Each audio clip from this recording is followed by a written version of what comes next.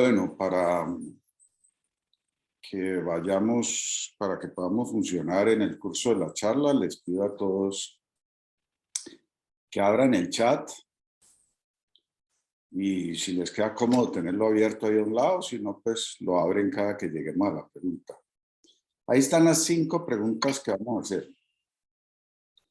En el momento en que yo llegue a la pregunta, pues entonces ustedes cliquean en el enlace con el número correspondiente y contestan la pregunta. No, por asunto de tiempo, pues no voy a...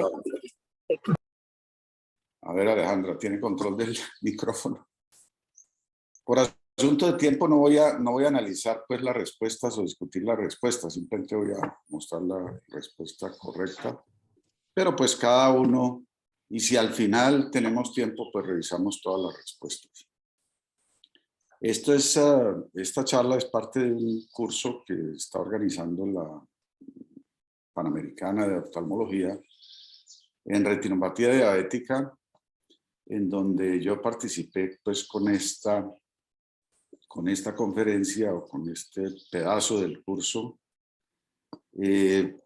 cuya objetivo es tratar de discutir cómo se debe hacer el láser en retinopatía diabética y cuáles son los problemas o los errores más comunes que he visto yo pues ya en largo seguimiento de muchos pacientes.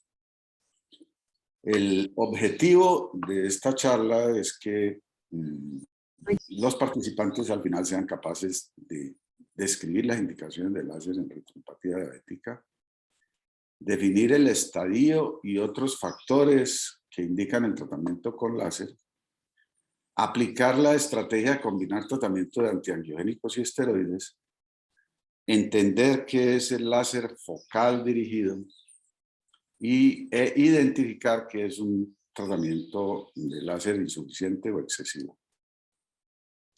Estos son los contenidos.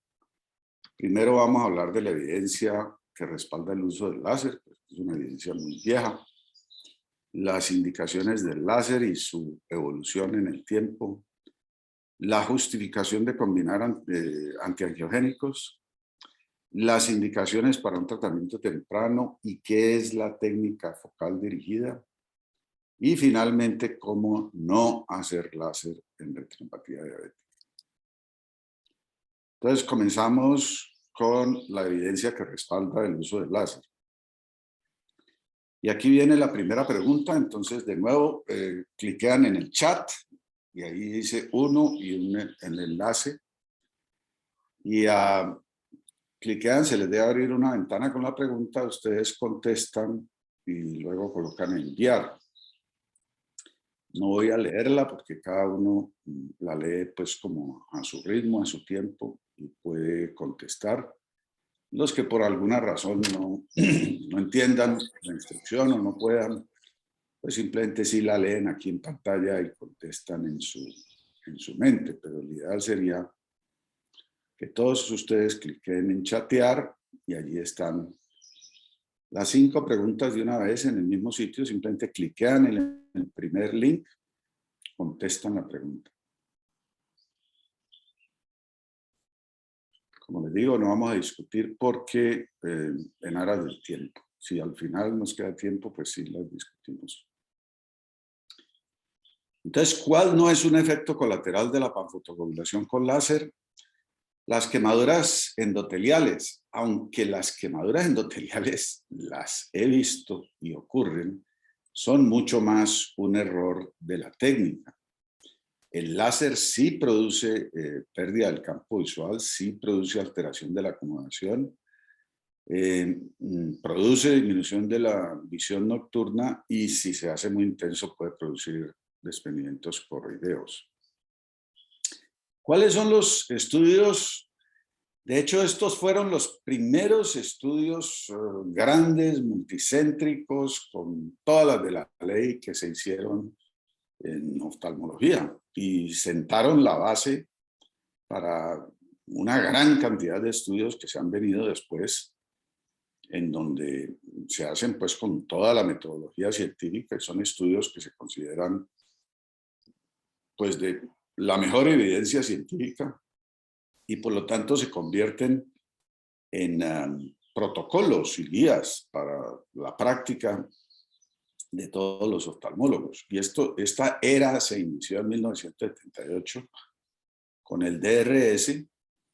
El láser se hacía, pero nadie estaba seguro de si eso funcionaba hasta que se hizo este estudio que mostró el 60% de disminución del riesgo de perder visión.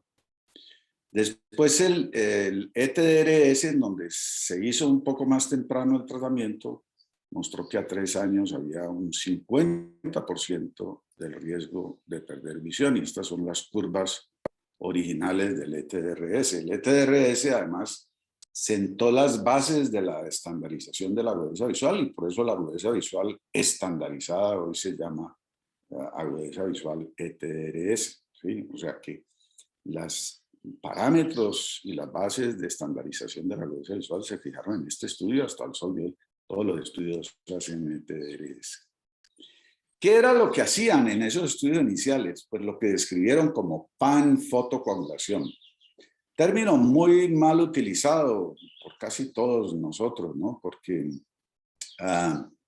panfoto pues quiere decir toda la retina. Entonces a veces la gente dice, no, y le hicieron panfotocoagulación alrededor de un desgarro. No, eso no es panfotocoagulación. Panfotocoagulación quiere decir toda la retina tratada. Y este es del estudio original, cómo establecieron un protocolo, una guía de cómo se hacía ese tratamiento, y el tratamiento era como lo ven allí. Toda la retina, disparos grandes, casi contiguos, o sea, se trataba de borrar la retina. Pero se hacía en retinopatías pues ya muy avanzadas. Y esto también es de las fotos originales del estudio, como ven ustedes. No quedaba sino la mácula, se hacía un láser muy agresivo. Te quedaste mudo. A ver, tengo aquí. No, yo lo estoy escuchando normal. Ajá. No sé. Entonces te quedaste sorda. Ah, bueno. Como ven, era un tratamiento muy agresivo. Y se hacía para casos muy severos. Y esta fue la guía, y esto fue lo que quedó en la mente y en la práctica de los oftalmólogos en prácticamente todo el mundo. Panfotocoagulación es borrar la retina. Luego se hicieron los estudios de rejilla macular y fue todavía un poquito más loco o agresivo, porque entonces inventaron una rejilla, ¿sí?, que no tiene ninguna relación ni con la anatomía del ojo ni con la patología de la retinopatía diabética. No tenía ningún sentido hacer una rejilla, o sea, hacer unos disparos en rejilla en un área que no tiene nada que ver con cuadriculados. Me parece a mí que esto fue como producto de mentes muy cuadriculadas. Y miren ustedes los resultados que uno ve a veces de gente que se creyó, se comió ese cuento, ¿sí? Entonces, una vez que eso se diseminó, ya se comenzó a ver en la práctica clínica que esos láseres tan agresivos disminuían la agudeza visual, la visión nocturna, el campo visual, la visión de colores, la acomodación, y podían producir un escotoma paracentral. Eso generó que muchos pacientes le cogieran mucho miedo al láser. El paciente salía del láser y salía peor, y quedaba peor de lo que estaba antes. Aparte de que si el tratamiento era muy agresivo en un solo centón, pues podía haber desprendimientos coroideos, se generaban fotopsias, se generaba edema macular, pues que tenía que ver con la pérdida visual. A veces quedaban con midriasis permanente. Y si los disparos pues se hacían muy intensos, podía haber varios focos de neovascularización. Entonces se entendió que el láser, si bien aplicado de acuerdo a un estándar, tenía unos resultados en retinopatía diabética, también tenía el potencial de hacer mucho daño. Entonces esto fue evolucionando, Y ahora vamos a hablar de las indicaciones y cómo evolucionó a ser menos agresivo. Y viene la segunda pregunta. De nuevo, cliquean en chatear, la número 2. Ahí les aparece la pregunta cuando ustedes cliquean en ese enlace. La leen y contestan lo que les parece que no es.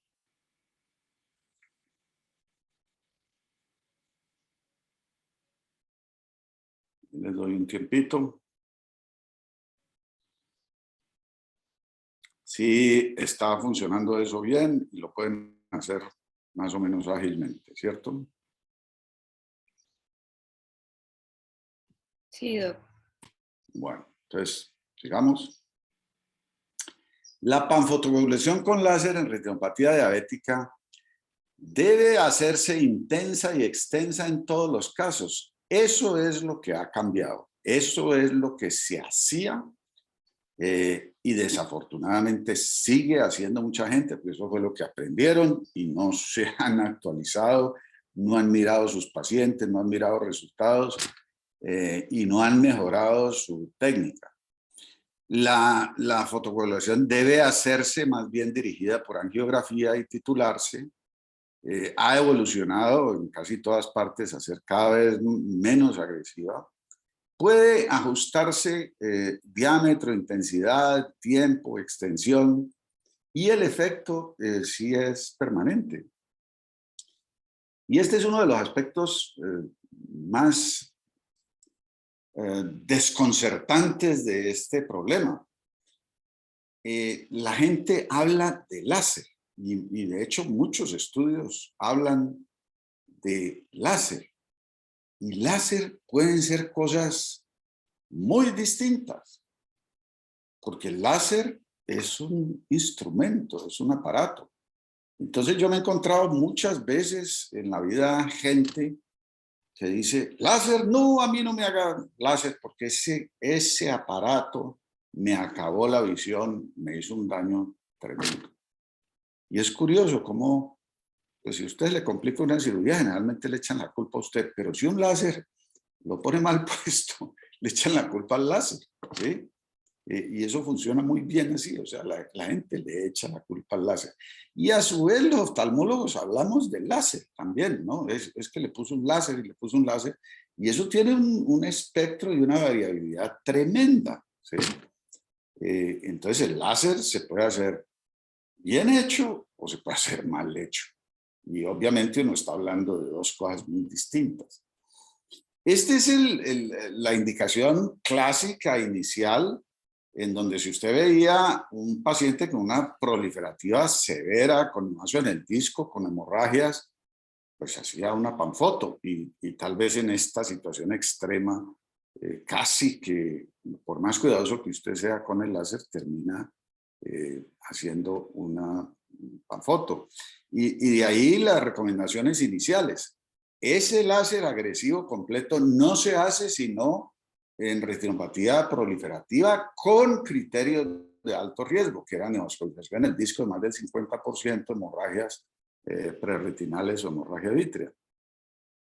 Y antes no se hacía láser, porque ¿qué pasaba? Había un láser agresivo que se hacía a los casos severos. Si ese láser tan agresivo se le hacía a un caso que no fuera tan severo, pues la evidencia mostraba que el paciente sufría un daño.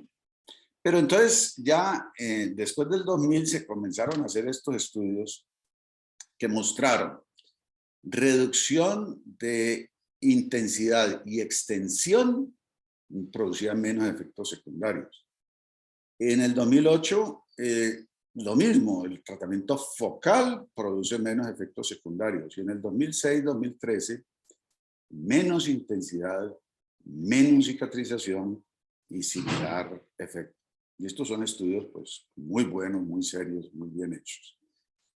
Y eso pues iba coincidiendo con lo que uno iba viendo, pues y con la forma como fuimos evolucionando muchos retinólogos hacia hacer tratamientos cada vez más dirigidos, más focales, más controlados.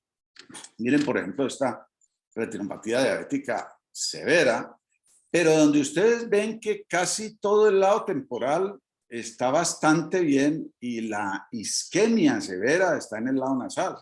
Entonces a este paciente se le hizo una panfoto intensa en el lado nasal y muy escasa en el lado temporal.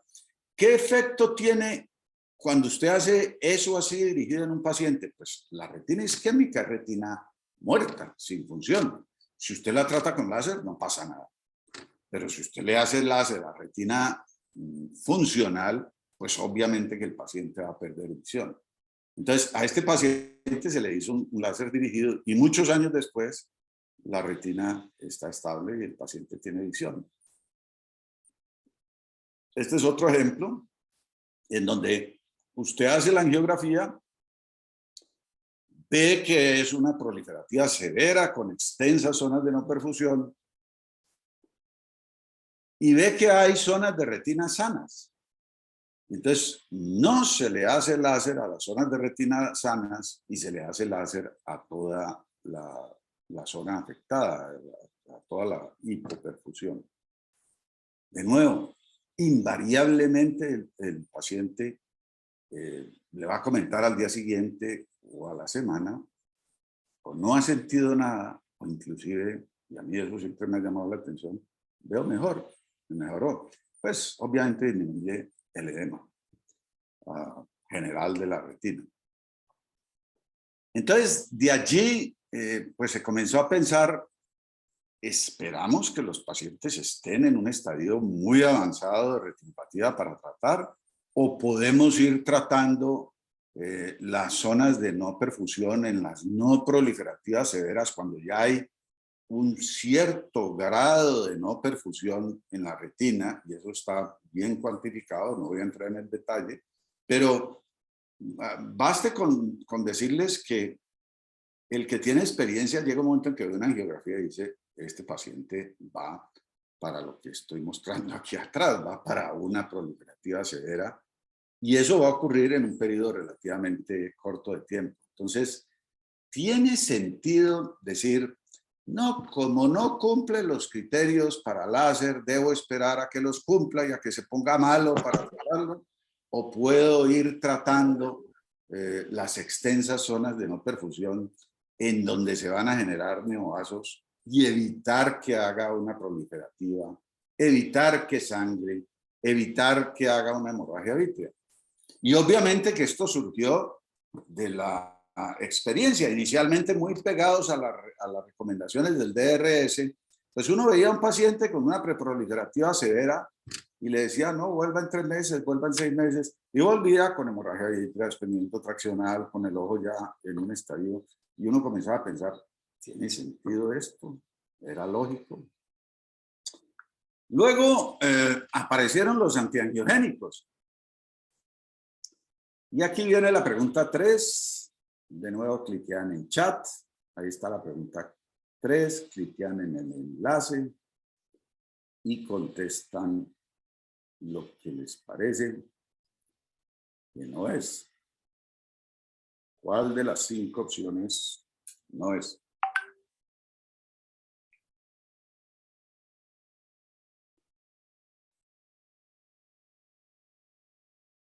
Un tiempito allí.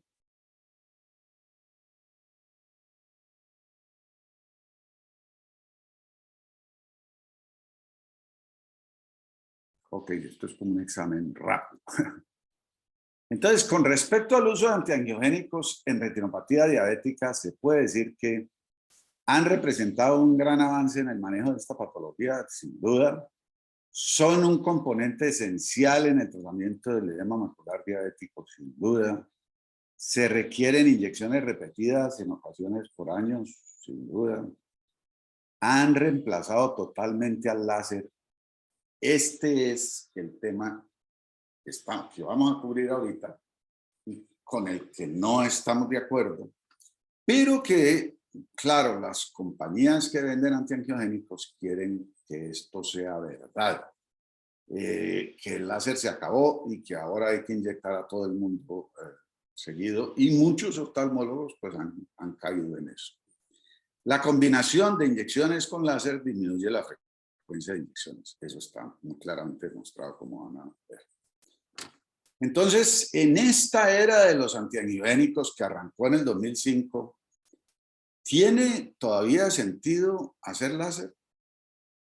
Pues hay estudios que comenzaron a comparar, como el láser era el gold standard, pues comenzaron a comparar láser contra tratamiento combinado contra antiangiogénico solo.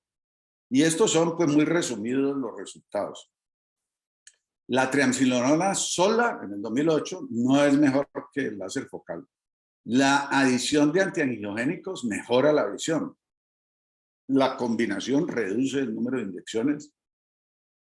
Los mejores resultados se obtienen con el uso de antiangiogénicos y con combinación en el Restore, y la combinación da los mejores resultados. Este protocolo S que comparó ranibizumab versus láser a 5 años muestra que es igual. O sea, el control de la retinopatía diabética que se obtiene es igual, la agudeza visual que se obtiene es igual, la pérdida del campo visual que se obtiene es igual. Lo que les está diciendo, lo que yo decía al principio, si usted trata zonas de no perfusión, esas zonas no tienen visión, eso ya se dañó. Entonces, si usted controla la neovascularización con antiangiogénico o con láser, pues la pérdida del campo visual es similar. Pero vean este estudio de la vida real, de seguimiento de pacientes a largo plazo en estudios prospectivos de la vida real. En este estudio se les hizo láser a este grupo y solo anti-VEGF a este grupo, y seguidos por largo tiempo.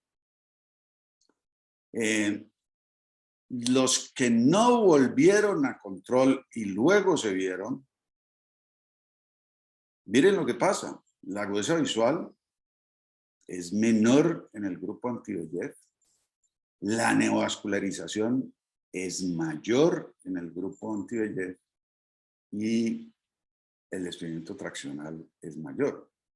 Estos son pacientes que se perdieron de seguimiento, que no se volvieron a inyectar, mientras que los que les puso láser estaban controlados porque el láser tiene un efecto permanente. Y esa clavecita, seguimiento, posibilidad de continuar el tratamiento, pues es lo que nos debe guiar, porque la vida real es muy distinta a cómo se planean los estudios, donde a los pacientes les dan las inyecciones gratis y los siguen y hay todo un protocolo. Ahora, si vamos a mirar en términos de costo-efectividad, pues cualquiera que conozca los costos de ambas cosas, pues sabe la respuesta muy rápida, que la costo-efectividad del láser es mucho, mucho mayor. Es decir, es mucho más costoso tratar solo con antiangiogénicos. Y esto pues está medido con la metodología de los cuales y publicado y muy claro, ¿sí? Entonces, las ventajas del láser. La efectividad es de largo plazo y usualmente entre 1 y 3 visitas y el paciente quedó tratado. Requiere menos seguimiento estrecho. Los costos son considerablemente menores. No hay riesgos de endoftalmitis. Mejor desenlace en los pacientes que se pierden de seguimiento. ¿Cuál es la mejor estrategia hoy en día? Pues combinar los dos. Por un lado, uno tiene el efecto permanente del láser con las ventajas que acabo de mencionar, pero por otro lado, la inhibición de la angiogénesis y la mejoría del edema macular son indiscutibles cuando se agregan los antiangiogénicos. Entonces, la discusión láser versus antiangiogénicos, me parece a mí que a hoy no tiene mayor discusión. Combinar los dos en retinopatía diabética es la mejor estrategia. Entonces, Lo otro es, ¿qué tan temprano? Y viene aquí la pregunta 4. Otra vez cliquean en el chat, les aparece allí los enlaces, cliquean en el 4, se les monta la pregunta y contestan la que les parece menos adecuada, la que no es.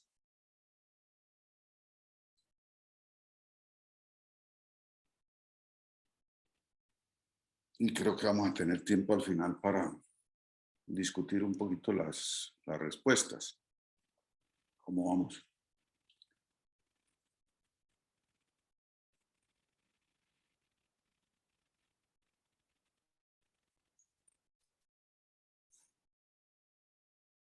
Entonces, los factores que pueden sugerir un tratamiento temprano en una preproliferativa severa son dificultad para el adecuado seguimiento del paciente. Y esto en la vida real colombiana, inclusive en consultas, pues cualquiera que haga seguimiento diabético sabe que esto no es fácil y que la gente se pierde de seguimiento. Ahora, por ejemplo, con la pandemia fue mucha la gente que perdió sus citas de seguimiento y que tuvo consecuencias terribles. Y así hay motivos los que ustedes quieran. La gente vive lejos, llega un momento en que no tienen los recursos, la entidad no les autoriza, se enfermó de otras cosas. Y todo eso determinó que no pudiera seguir su tratamiento. Y su tratamiento era dependiente de que cada mes hay que hacerle algo, pues ese paciente coge inmediatamente por mal camino. Entonces, ese es un criterio muy importante. Usted, para juzgar si trata o no trata a un paciente en un estado de preproliferativa avanzada, pues debe mirar muy bien qué posibilidad tiene de seguimiento. Lo otro es la hemoglobina glicosilada. Obviamente que de entrada a un paciente que le dice, cuando usted le pregunta por la hemoglobina glicosilada, dice, ¿eso qué es? Pues ya usted sabe, ese es un paciente muy maltratado. De entrada, el paciente que viene con insuficiencia renal, trasplante, amputado, pues ese es un muy mal caso porque sabe que la diabetes está muy descontrolada. Pero no es solo la diabetes, es la hipertensión y es la dislipidemia. Lo que no tiene sentido es el uso regular de la insulina, pues porque todo ese mito que hay alrededor de la insulina, ustedes saben que tiene que ver con estudios pues mal diseñados, en donde comparan quién se pone insulina y quién no se pone insulina y les va peor a los que se ponen insulina. Pues se pone insulina porque tiene una diabetes peor, pues. Entonces, todo lo contrario, el uso regular de insulina y el buen control de la diabetes ayuda a reducir la retinopatía diabética.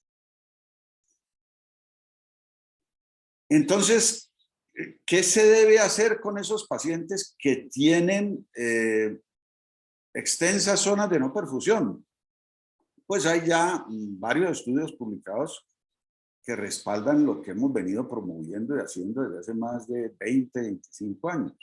Láser focal dirigido a las zonas de no perfusión, y aquí tienen una demostración muy bonita de lo que es ese tratamiento y cómo un paciente pues se estabiliza y se mantiene estable, y de paso pues la angiografía de campo amplio obviamente mejora mucho las posibilidades diagnósticas en estos pacientes, y es algo que en la clínica pues debemos buscar la forma de tenerlo, pero en Cali hay forma de hacerlo, que hay sitios que la tienen.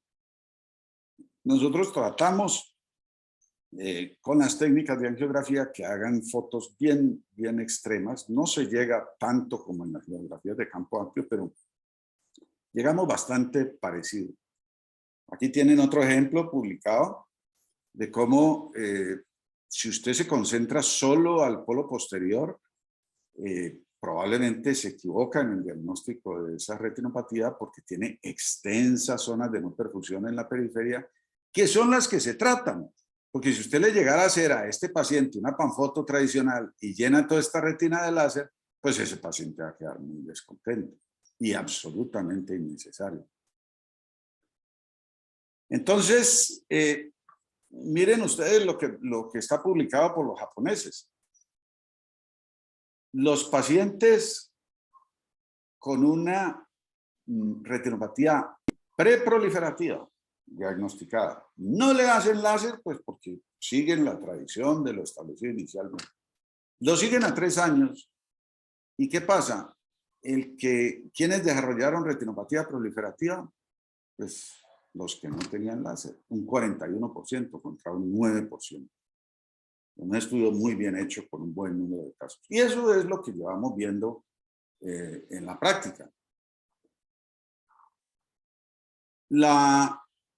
Hay estudios también que muestran que el tratamiento focal dirigido, combinado o no, combinado, no fue inferior al antiangiogénico solo, ¿sí?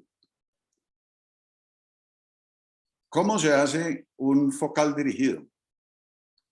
Pues, miren, esto era parecido a lo que llamaron rejilla macular. Y entonces usted dice, ¿qué tiene que ver eso con la anatomía o con la fisiopatología? Pues, a mí me pareció siempre muy loco eso. Nunca en la vida hice una rejilla. En cambio, si usted tiene lo típico que se ve en retinopatía diabética, que son exudados y anillos de exudación y lesiones en el centro de los exudados, y trata las anomalías vasculares en el centro de los exudados, pues tiene mucho más sentido y eso es un focal dirigido. Por ejemplo, aquí había un gran anillo de exudados y trataron el centro, un poquito agresivo, ¿no? Me parece a mí en esta foto un poquito exagerado, no había necesidad de tanto. Miren lo que es una rejilla macular, en una retina que no tenía problema. Entonces, ¿qué va a notar este paciente? Pues que perdió visión con el tratamiento y no tiene ningún beneficio, ¿sí? Ahora, cuando se trata ya de la retina ecuatorial o periférica, pues la idea es guiarse con la angiografía. Entonces, usted ve dónde están las zonas de no perfusión en la angiografía y yo pues usualmente la pongo ahí al lado del láser y luego miro. Y en la medida en que uno hace esto, y lo hace muchas veces, pues coge el ojo para ver las zonas de no perfusión directamente. Sin embargo, yo, pues a pesar de muchos años de experiencia, sigo poniendo la angiografía y sigo usándolo como guía. Pero ya para decidir específicamente, trato aquí, trato acá, usted lo ve claramente y se ve en la respuesta del láser. El láser se ve distinto ¿Oyen cuando bien o usted soy yo sola? le da retina sana que cuando le da a las zonas de no perfusión. Entonces usted puede ir graduando perfectamente y darle a las zonas donde hay anomalías vasculares y a las zonas de no perfusión. Y entonces usted puede coger una retina con extensas lesiones, pero le da a donde están las lesiones y preserva aún en mucho detalle las zonas sanas. Obviamente que si coge una retina que tiene extensas zonas de no perfusión, como es el caso en la mayoría de los casos que llevamos a cirugía, ya son retinas totalmente isquémicas, pues entonces allí sí nos vamos con lo que podríamos llamar la panfoto clásica. Pero cuando no es así, usted puede ver, usted puede decir, bueno, este pedacito de retina está bueno, lo voy a preservar, ¿por qué lo voy a quemar? Hago un tratamiento intenso, pero voy llevando mis disparos de una manera que yo preservo toda la retina sana. Como les digo, en color, en vivo y en directo, pues esto se logra, se aprende a ver para dirigir el tratamiento, ¿sí? Este sería, aquí muestro pues las áreas que trataríamos con mucha intensidad en una proliferativa, cómo haríamos un tratamiento en una preproliferativa, en una proliferativa, ¿sí? Entonces, el mensaje es, hay que integrar el paciente, no hay que mirar el OCT o la angiografía y decir sí, no cumple criterios, sino integrar el paciente. Entonces, todo paciente con preproliferativa, con extensas zonas de no perfusión, debe considerarse la calidad del control de la diabetes, Paciente con hemoglobina glicosiladas consistentemente por debajo de 7 le van a dar mucho más confianza de que esa retinopatía no progrese, que tenga la presión controlada, que tenga los lípidos controlados, y si no lo hacen, lo debe hacer uno como oftalmólogo. El grado de anemia, el grado de insuficiencia renal, la evidencia de vasculopatía periférica, como son los pies, la arteriosclerosis, y, como decía antes, la posibilidad de un seguimiento cuidadoso. Entonces, usted integra toda esa información y decide, no, este paciente le va a ir mal y la única oportunidad que tiene que conserve algo de visión es esta visita en donde yo debo inducirlo a hacerse un láser. Aquí es tomado directamente en el láser con la lente de contacto para que ustedes vean. Primero, son disparos pequeños. Yo rara vez uso más de 200 micras. Y ustedes ven que la mayoría de las panfotos son con 500, 800 micras. Son dirigidos y donde la patología es severa sí pueden llegar a ser confluentes. Pero ustedes ven que hay muchas zonas que no se tratan y zonas que sí se tratan, ¿sí? Y aquí le voy a poner varios ejemplos. Miren la diferencia tan grande entre lo que era la panfoto clásica y lo que considero yo que se debe hacer. Y aquí ven casos con seguimientos largos en donde se han hecho focales dirigidos, la retinopatía controla, el paciente no evoluciona hacia pérdida visual severa y no tiene efectos secundarios o daño. Y eso pues lo he corroborado yo año tras año, pero pues también hay muchas publicaciones como esta en donde cogen un focal de polo posterior, sector temporal y muestran el seguimiento del paciente a muchos años. Distinto a estos tratamientos con láser muy agresivos, donde ustedes ven la clásica diana de un láser muy fuerte, donde el pigmento migra hacia el centro y no están dirigidos. Y eso nos lleva a mostrarles algunos ejemplos de los errores más comunes que veo yo en el tratamiento del láser. Y la última pregunta. ¿Esa contestó las preguntas? Abren el chat, cliquean en la 5 y contestan.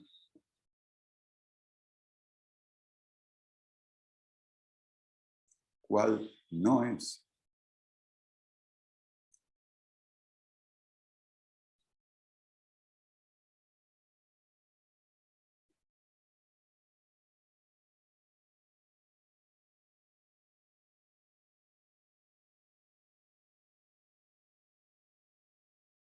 Bueno, los errores más comunes en el tratamiento del láser para retinopatía diabética son láser insuficiente, que deja muchas zonas de isquemia, ¿sí? Bueno, les voy a mostrar algunos ejemplos. Disparos grandes e intensos por dentro de las arcadas, pues ahí ya vieron muchos. No tratar las zonas de isquemia vecinas a un neovaso, eso es un error común. Ustedes saben que la primera motivación del láser era quemar los neovasos. Rápidamente se dijo que eso no funcionaba. Entonces dijeron, no le dé al neovaso, y de allí quedó el error, no le dé a la retina detrás o alrededor del neovaso. Y entonces ahí tenemos la generación de desprendimientos traccionales después de tratamiento con láser, porque no han tratado la retina alrededor del neovaso. Y eso es un error muy frecuente. Hacer disparos contiguos, grandes, sin espacio entre disparos, pues eso es borrar la retina.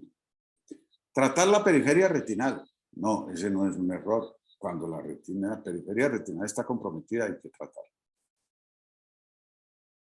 Y esta es la lista de los errores más comunes de los que les voy a mostrar unos ejemplos. Láser no indicado, no dirigido, insuficiente, intensidad excesiva, diámetro excesivo o extensión excesiva. Ustedes saben todos los parámetros que tengo en láser, pues tengo el tamaño, la intensidad, la confluencia, la localización y la extensión. Y todo esto se debe ajustar a cada situación específica. Y esa es la gran evolución que ha ocurrido. No tengo un tratamiento estándar que le pongo a todo el mundo. ¿Sí?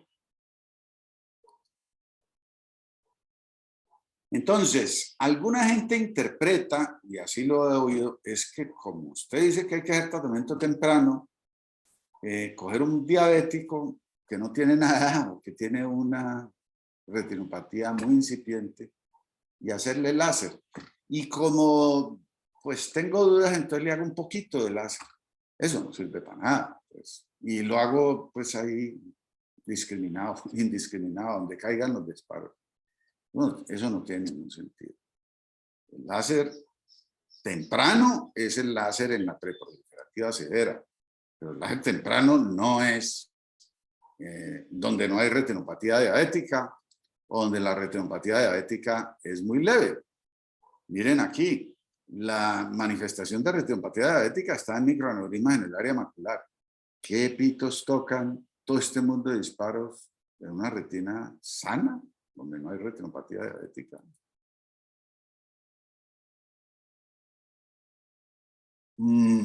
Difícil, de pronto no, en este caso no ve uno nada, nada, y esto no es infrecuente. Pacientes diabéticos que porque tiene 15 años de diabetes, pues si no tiene nada de retinopatía diabética, ¿para qué le hace una panfoto? Y más una panfoto inútil, como puede ser esta, pues. Y con disparos muy intensos. Este paciente obviamente se va a sentir peor después del láser. Y cuando encima de eso, pues entran con el concepto de la rejilla macular, en donde mire usted que el edema y el problema está inferior a la mácula y la rejilla la hacen superior a la mácula. Entonces este paciente que tenía un defecto de campo visual superior ahora tiene también inferior, ¿sí? Gracias a una rejilla muy intensa y sin ninguna correlación con la patología del paciente. Miren otro ejemplo de láser, diría yo, pues tirado ahí como a la loca. Por fuera, aunque hay probablemente indicación de láser, son disparos muy intensos, muy separados, que no cubren las zonas de no perfusión y sobre todo no cubren esta zona de no perfusión, que es la más importante y la que más efecto está teniendo sobre la mácula. Entonces, ¿qué habría que hacer aquí? Pues disparos mucho más pequeños, de mucho menos intensidad, pero mucho más dirigidos a donde está la patología.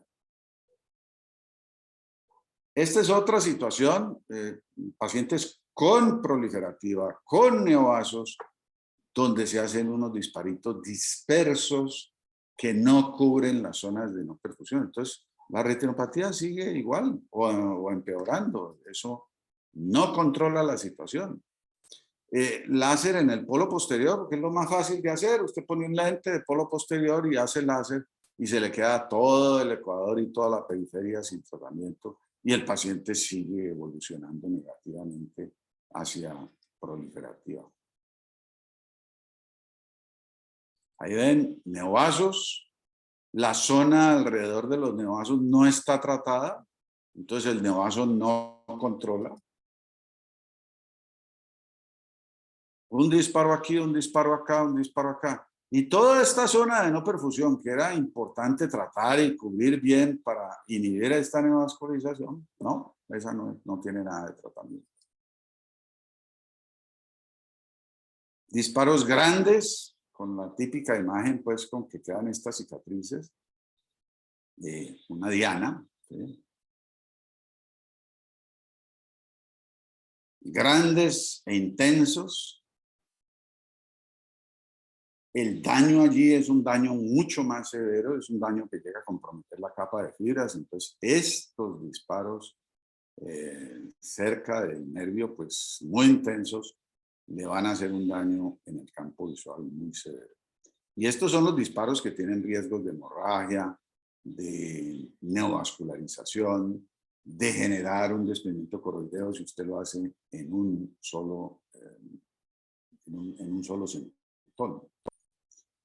Pero también el láser excesivo, ¿no? No solo intenso, no solo confluente, sino mucho láser que se mete dentro de las arcadas y prácticamente le acaba, deja al paciente con una visión de túnel. Y cuando es intenso, pues eso parece una retinosis pigmentaria después, porque no hay un espacio de retina que no haya sido tratado. Y esto es posible que algunos casos muy avanzados, muy severos, pues terminen con algo parecido a esto, aunque nunca a este grado. Pero esta es una situación que se ve con alguna frecuencia también de colegas que son muy agresivos con el láser y pacientes que quedan sumamente limitados. Y un poco en tono de gracia, pues traigo también estos. Yo les he puesto un nombre, el láser Hiroshima, donde no queda sino una pequeña islita. El láser en escopeta, donde, como ven ustedes, todas estas zonas de no perfusión no están específicamente tratadas, toda esta retina sana está tratada, es simplemente un escopetazo ahí donde caigan los láseres. El láser Kim Il-sung, donde pareciera que se ven muchos videos de los desfiles de Corea del Norte, y eso es lo que quiere reproducir aquí el oftalmólogo. El láser Rambo, donde definitivamente pues se entusiasma disparando allí y acaba con todo, hasta con la mácula. ¿Sí? Vean ustedes un Rambo 2 bien agresivo. El tiro al blanco es como que alrededor de la mácula estuviéramos apuntando a disparar, y esto tampoco sigue una secuencia, esto podría llamarse rejilla, pero también hay quienes logran darle al blanco.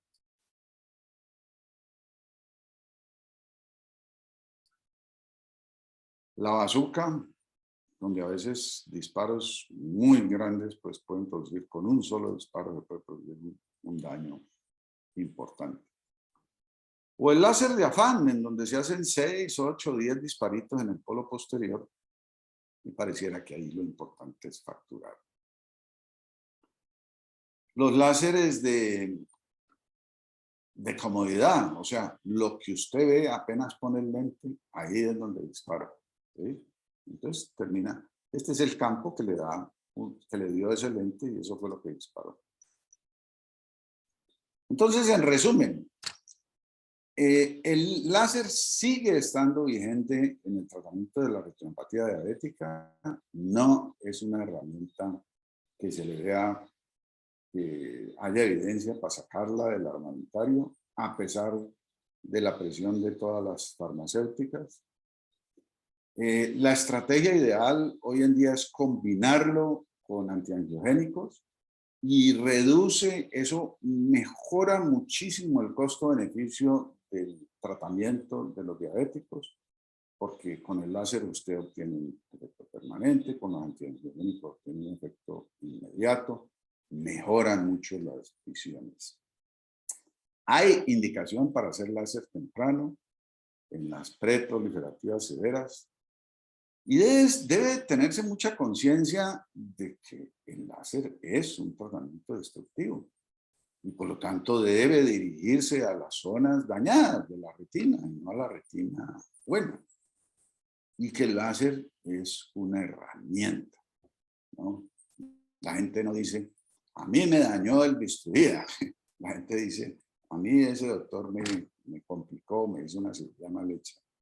Pero la gente sí dice, el láser me dañó. Es curioso eso, pues que estamos salvados en ese sentido la mayoría de los médicos, que no cargamos con la responsabilidad de lo que ocurre con el láser.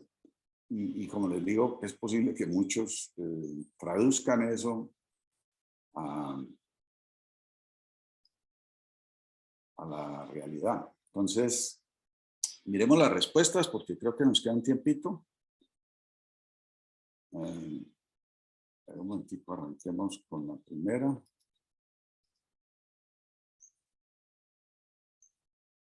¿Sí se está viendo? Sí, doctor. Voy a Doctor. volver a compartir pantalla. Hijo del diablo, había 43 participantes y solo 6 respondieron. Bueno, espero que por lo menos en su mente hayan respondido y hayan hecho el ejercicio. Quemaduras endoteliales, pues sí, la mayoría contestaron eso. Y alteración de la acomodación, pues fíjese que ese no es un efecto que conozcamos mucho, pero está bien descrito. Yo en la práctica pues no lo he buscado, no lo he preguntado, no me he hecho consciente de él, pero está bastante bien descrito la alteración de la acomodación. Entonces, los que no sabían eso, sepan lo que sí se puede alterar la acomodación. ¿Sí? La segunda pregunta de...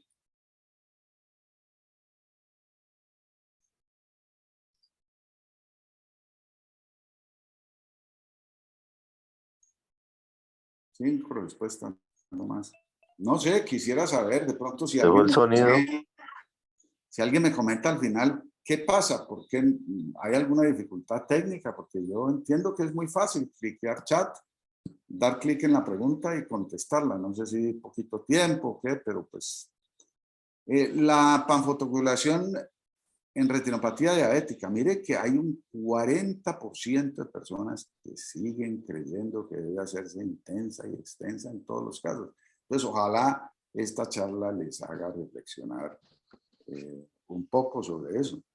Yo quiero hacer una connotación sobre el cuestionario, y es que el cuestionario daba la pregunta en positivo, pero era preguntando lo negativo. Entonces quedaba como confuso al momento de hacer la respuesta. Escoja con cuál no está de acuerdo. ¿Sí? Con cuál no está de acuerdo. Entonces,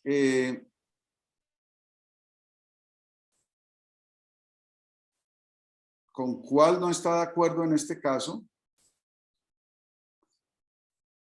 Debe hacerse intensa y extensa en todos los casos. Lo demás, sí, debe hacerse dirigida, evolucionada, ser cada vez menos agresiva, puede ajustarse en diámetro, tiene un efecto que es permanente. Pero pues yo creo que el problema aquí no fue que no entendieran las preguntas, sino que simplemente no las contestaron, ¿no? Creo que esta es la 3. Mucha gente, no sé qué pasaría. Marque la respuesta con la que no está de acuerdo. ¿Sí? Como que fueron los mismos 5. Ha reemplazado totalmente al láser. Bueno, están bien instruidos por las charlas y las guías de las farmacéuticas. No sé qué tan diseminado sea ese concepto. Por eso no se estaba de acuerdo con eso. Ah, sí, no, está correcto. Sí. ¿Viste que es confuso? ¿Viste? Marque la opción con la que no está de acuerdo. Bueno, está bien. Los factores que pueden sugerir un tratamiento temprano. Los mismos 5, ¿no? El uso regular de insulina. La mayoría están de acuerdo que eso no es una consideración. Y la última,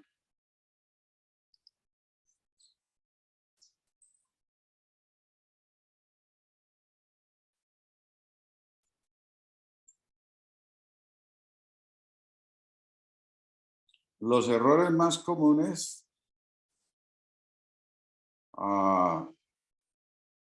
no tratar las zonas de isquemia no hizo, hacer láser insuficiente, disparos grandes e intensos por dentro de las arcadas. Tratar la periferia retinal no es un error, ¿no? Estos sí son errores. Bueno, quisieras alguien que tuvo dificultad me comentara en qué consistió la dificultad para poder contestar las preguntas, porque esto de las preguntas pues cada vez se considera más que es una forma pues de integrarse con el auditorio. Yo que había como 40 y pico participantes y solo 5 contestaron. A mí me sacó del Zoom 2 veces y en la primera vez ya no me volvieron a aparecer las preguntas en el chat. Pues sí hay problemas técnicos. ¿Alguien más tuvo problemas de ese tipo? Porque le he dado Y como muchas te vueltas. digo, la pregunta no era hecha del todo clara, de modo que hay como que replantearla un poquito para dar la respuesta directa. Le he dado muchas vueltas a esto de las preguntas en Zoom y habíamos encontrado pues en los seminarios que esta era como la forma más confiable. En los seminarios que tenemos 16, 18 participantes, usualmente participan todos y no pasa nada. ¿A alguien más le pasó que al activar el enlace se le saliera del Zoom?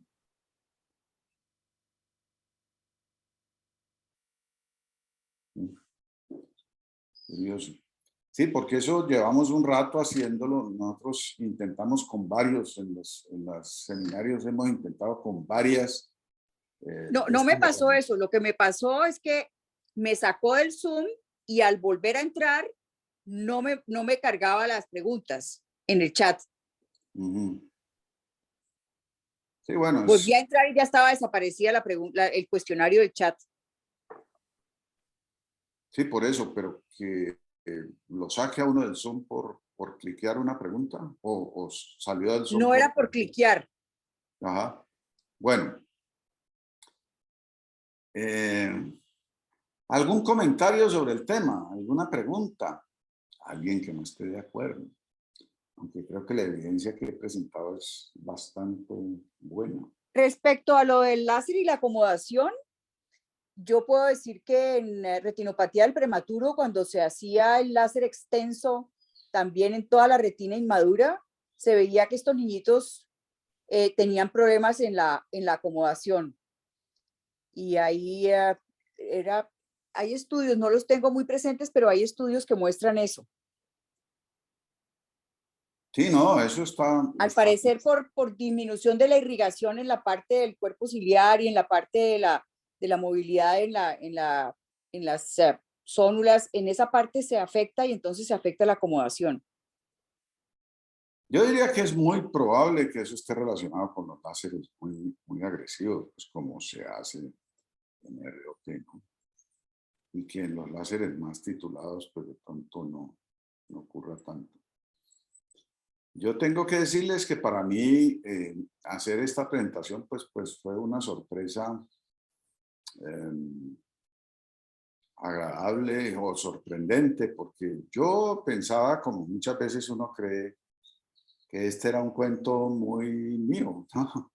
Y que yo lo defendía en contra de la opinión de la corriente de los retinólogos, y así lo sentía. Y que esta era una conclusión a la que yo había llegado pues a base de observar pacientes, todas estas prácticas que les he mencionado. Y para mí fue pues muy interesante ver todos los respaldos y todos los estudios que hay que respaldan estas ideas, lo que muestra que uno casi nunca es original, siempre hay otras personas que están pensando lo mismo, pero lo piensan mejor, lo organizan mejor y lo demuestran, ¿no? Entonces, en ese sentido, pues yo me sentí respaldado, pero también la idea de que uno es capaz de inventarse cosas y que está haciendo aportes, pues se vuelve muy relativa, ¿no? Entonces, yo creo que la evidencia, pues si ustedes, alguno de ustedes tiene dudas, pues ahí tienen 2 estudios, esto queda publicado en Retina Cali, los pueden buscar, los pueden mirar y convencerse de lo que se aprendió, se hizo al principio, no tiene sentido seguirlo haciendo. Así como dejar de hacer láser tampoco tiene sentido. Si no hay más preguntas o comentarios, Damos por terminado a las 8:29. Muchas gracias. Hasta luego, doctor. Muchas gracias. Gracias. Sí, Muchas gracias. gracias.